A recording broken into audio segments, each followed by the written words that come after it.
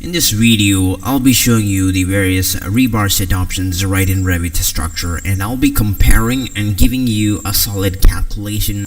First is just trying to draw a beam right here into structure. I'll be having a concrete beam.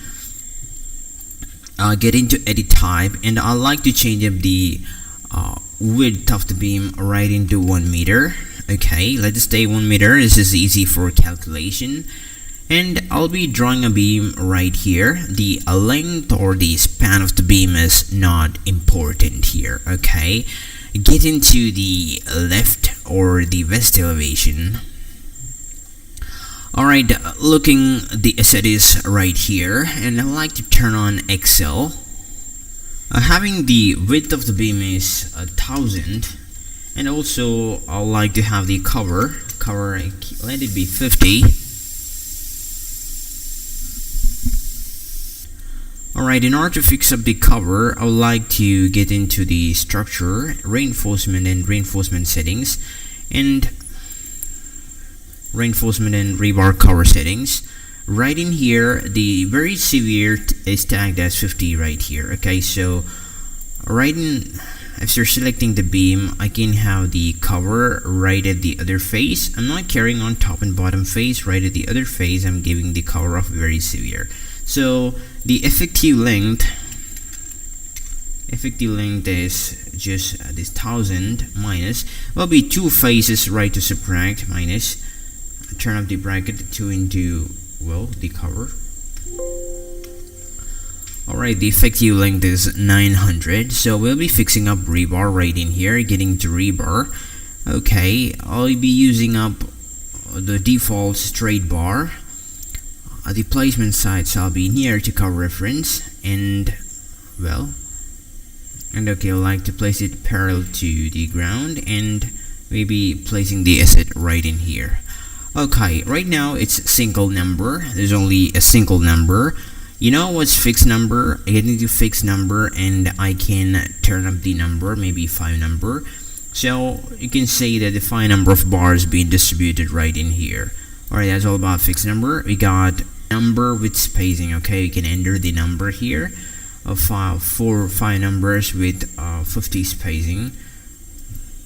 You can see up the bars are shown right here, 5 numbers with the each center to center spacing shall be 50. Alright, and now we can have the confused part, which is the maximum spacing and minimum clear spacing. For maximum spacing, if I get into maximum spacing and enter the value as 250, you will end up having the number of bars and changing the number right into 100. So we'll be having 3 number of bars right here. So let's understand how the calculation is going on. So just understand that the spacing I think the spacing is 100. So the total number will always be equal to the effective length by the spacing right here. Okay, this will be 9. Let's see whether it's 9 or not. Changing the distance right into 150. If the spacing is 150, let me see that there is 7 numbers right here. So I'm gonna be giving up spacing as 150. I like to round this number up. Round up, okay, just like equal to. Round up this number, comma, to, comma 0. Alright, that's 6, and the number is this number plus 1. Alright, number is 7, so let me test try. 280 is showing up 5 numbers. Spacing is 280, is showing up 5 numbers.